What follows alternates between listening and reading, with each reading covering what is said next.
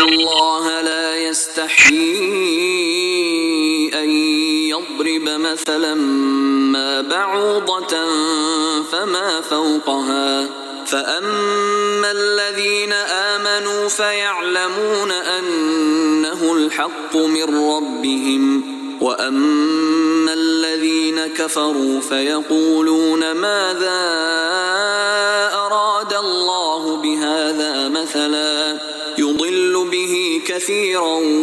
ويهدي به كثيرا وما يضل به إلا الفاسقين الذين ينقضون عهد الله من بعد ميثاقه ويقطعون ما أمر الله به أن يوصل ويفسدون في الأرض أولئك هم الخاسرون